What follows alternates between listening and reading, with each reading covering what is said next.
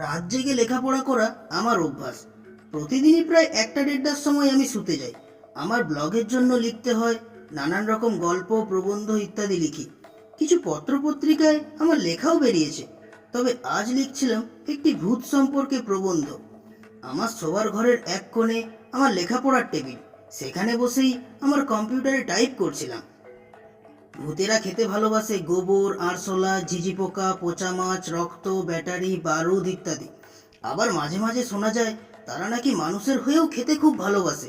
আবার কিছু কিছু ভূত আছে যারা ফেলে দেওয়া হাড় কড়মড়িয়ে খায়। এই কাজের জন্য অবশ্য কুকুর বেড়ালের সঙ্গে এদের মারামারি করতে হয়। আর তাই রাত বিরেতে কুকুর বেড়াল অমন করে কাঁদে। আবার কিছু ভূত পিঁপড়ে এবং টিকটিকির ডিমও খেতে খুব ভালোবাসে। ঠিক সেই সময় মেয়েলি খ্যানখ্যানে কণ্ঠে কে যেন আমার কানের কাছে এসে বলল, এই এই এই ভূতেরা এইসব খেতে ভালোবাসে, হ্যাঁ? তোমাকে কে বলেছে শুনি? আমি প্রচন্ড চমকে উঠলাম, কারণ আমি খুব ভালো করেই জানি ঘরের মধ্যে এই মুহূর্তে আমি ছাড়া আর অন্য কেউ নেই। কয়েক মুহূর্ত চুপ করে বসে রইলাম। ষষ্ঠ ইন্দ্রিয়ের সাহায্যে অন্য কোনো উপস্থিতি অনুভব করার চেষ্টা করলাম। কম্পিউটারের আলো ছাড়া আর কোনো আলো জ্বলছে না, কারণ এত রাতে ঘরের মধ্যে আলো জ্বললে মায়ের বকুনি শুনতে হয়। একবার দুই পাশে তাকালাম, কেউ নেই। তাহলে কি? মনের ভুল ভেবে আবার লেখায় মন দিলাম। শাঁকচুন্নির চুল উস্কো খুস্কো, নোংরা, আর মাথার মধ্যে উকুন গিজগিজ করে। মাঝে মাঝে তারা উকুন এবং পোকামাকড় ধরে খায়। তারা সবসময় ময়লা শাড়ি পরে থাকতে পছন্দ করে। সাধারণত এরা রোগা প্যাকাটি হয়, নাকি সুড়ে কথা বলে, কারণে অকারণে মানুষের ঘাড় মটকে দেয়। এই পর্যন্ত লিখেছি, আবার কানের কাছে কে যেন এসে বলল, এই এই এই আমাদের নোংরা চুল আর উকুন থাকে, আবার আমরা সেই উকুনগুলোকেই নাকি ধরে খাই। আমরা নাকি নাকি শুনে কথা বলি। ওই আর কি হচ্ছে, হ্যাঁ? আমাদের ডিকশনারিতে চন্দ্রবিন্দুই নেই। এবার আমার একটু ভয় ভয় করতে লাগলো। অন্ধকার ঘরে কি কার গলা শুনতে পাচ্ছি বারবার, কিন্তু কেউ তো নেই ঘরের মধ্যে। তবে কে বলছে এইসব কথা? ভূত নিয়ে মজা করছিলাম বলে কি তারা খেপে কি আমার ঘাড়? না না না না, আর ভাবতে পারলাম না। তরতর করে ঘাম ছুটতে লাগলো, গলাটাও শুকিয়ে আসতে লাগলো। কোন রকমে তোতলাতে তোতলাতে প্রশ্ন করলাম, তুমি কে কে কে? একটা খিলখিল হাসির শব্দ এলো। তারপর শুনলাম, আমাদের নিয়ে জমিয়ে মজা করছো, আবার জিজ্ঞেস করছো আমি কে, হ্যাঁ? তার মানে তুমি ভূত? আবার তোতলাতে তোতলাতে বললাম আমি। সঙ্গে সঙ্গেই শুনলাম সেই খিলখিল করে হাসির শব্দ। তোতলাচ্ছ যে? তোমার গল্পে যে লিখেছো তুমি ভূতকে ভয় পাও না বলে সব সাহস বেরিয়ে গেল, হ্যাঁ? আবার ছেলেবেলায় নাকি তুমি স্বপ্ন দেখতে বড় হয়ে সিআইডি অফিসার হবে, বলি তোমার লজ্জা করছে না ভয় পেতে, হ্যাঁ? আমি এই ভয়ের মধ্যেও একটু অবাক হয়ে গেলাম। ভয়টা একটু কমে গেল বোধহয়। সেই জন্যই জিজ্ঞেস করলাম, তুমি আমার লেখা পড়েছো নাকি? শুধু তোমার নয়, অনেকের লেখাই পড়েছি। সামনে থেকে উত্তর এলো, এই যে দেখি রীতিমতো শিক্ষিত ভূত, ভূতের গল্পের বইও পড়ে। বাপরে, জন্মে এমন কথা শুনিনি। তাই একটু কৌতূহল হলো। জিজ্ঞেস করলাম, আচ্ছা, কার কার লেখা পড়েছো? ভূত বলল, রবি ঠাকুর, শরদিন্দু বাবু, সত্যজিৎ রায় প্রমুখ ছাড়াও আরো আরো অনেকের লেখাই পড়েছি আমি, হ্যাঁ।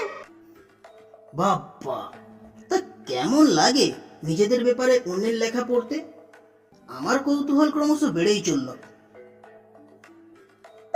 মোটেও ভালো লাগে না, তোমরা তো আমাদের ব্যাপারে জানা তাই লিখো। গলাটা যেন কেমন কঠিন শোনালো। তার মানে? আমি জিজ্ঞেস করলাম। মানে ভুলভাল লিখো। সঙ্গে সঙ্গে উত্তর এলো। আমি অবাক হয়ে প্রশ্ন করলাম, ভুলভাল? কি ভুল লিখি? ভুল নয়, এই যে তুমি লিখেছো আমরা ব্যাটারি বারুদ খাই, তুমি কি করে জানলে যে আমরা এসব খাই?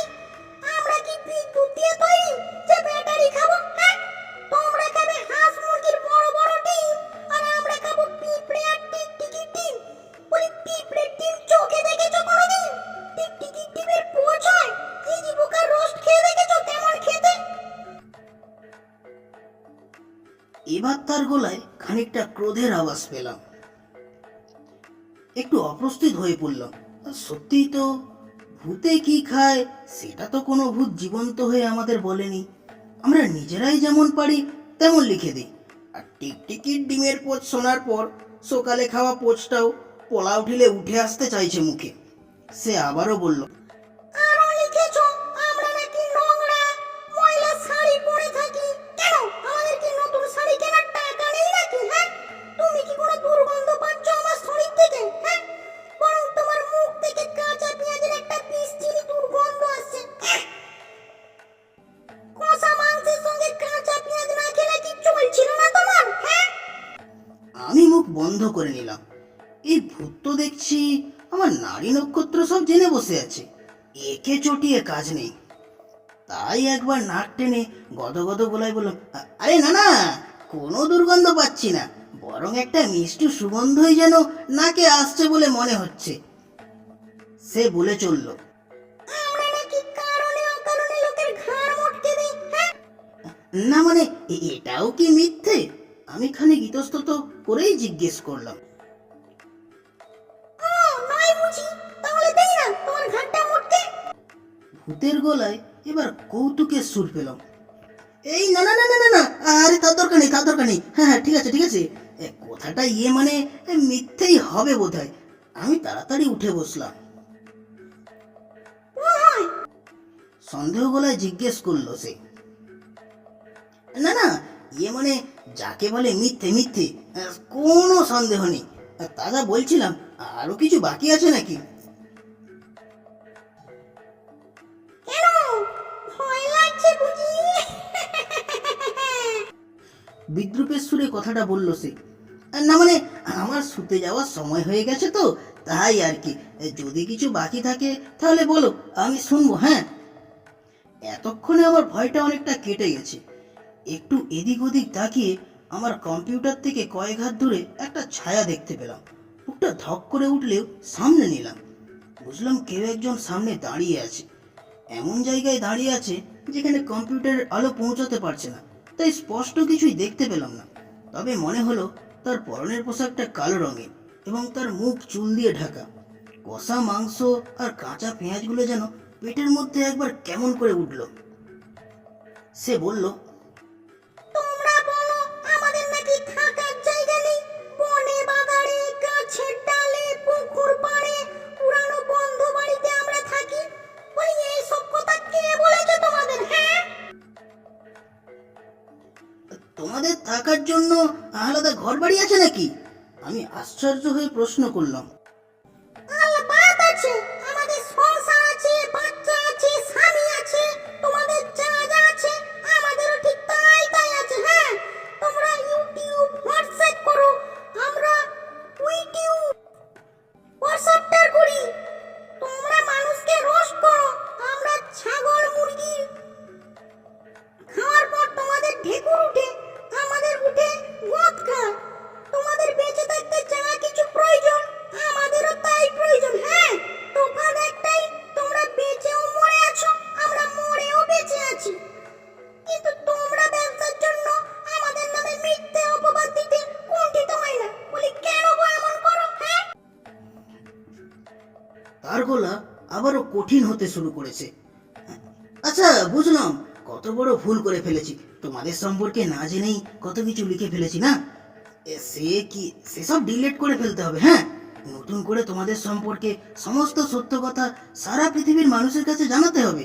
আমার ভুলের প্রায়শ্চিত্ত করবো এক্ষুনি, আমি বলে উঠলাম। কিন্তু সে বলল, তার আর দরকার হবে না। কেন? আমি প্রশ্ন করলাম। সে সুযোগ তো তুমি আর পাবেই না। আমাদের জীবনী গ্রন্থ ছাপা হচ্ছে।